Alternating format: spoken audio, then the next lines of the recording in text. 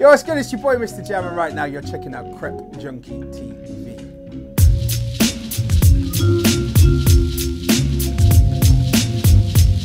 This pair, this is really special. This is a really special pair for me because these were gifted to me from Logan Sama, Logan is one of the most kindest, generous people that I know. And when it comes to sneakers, I like to spend time and talk to him about stuff because he's that guy that will tell you what was going through Tinker's mind when he designed that. Like, he's that level of knowledge. And he knows my story and kind of how I got into sneakers. And the fact is that, you know, these are 93s that came out in 1993. These are originals that he gave me.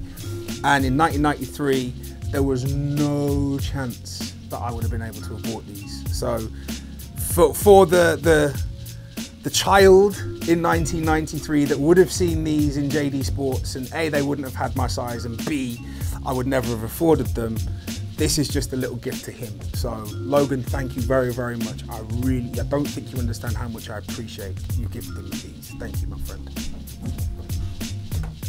Speaking of gifts, Charlie Sloth and I, we've got this thing where 9 times out of 10 we'll try and stunt on each other with our crepes.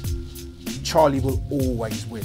His collection is like 18 times the size of mine, and his runs deep. But you know, every now and then I'll pull something out and it'll make Charlie go, "Where did you get those from?" 9 times out of 10, 3 weeks later, Charlie's wearing them as well. Which is why it's like, you know what? I don't compete with anybody, but these Air Max 97 Vactex, I don't know where he got them from, but he gave them to me for my birthday a couple of years ago. And, you know, 97 Vactex, I don't really need to say much. Those that know about these know about these. Those that don't, if you like them, you go and find out about them. But when these came out, there was no chance that I was buying them. Not a chance. So for someone to be so thoughtful to say, "Here you go, happy birthday," it meant that when it was his birthday, I had to pull something real deep out of the bag. So on a level, thank you, Charlie. I haven't worn these yet, but rest assured, I'm just waiting for the right event for me to pull these out and stunt on people like that.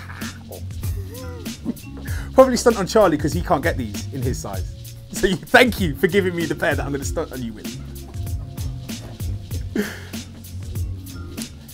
Now, I remember I was actually on air on Radio 1 on a Saturday night when I first saw that they were launching these, the 150 years of transport for London Roundel Air Max 90s. I'm a big fan of Air Max 1s, but over the course of the past few years, I think that they've gone a little bit too tight. They've kind of made them a little bit more narrow.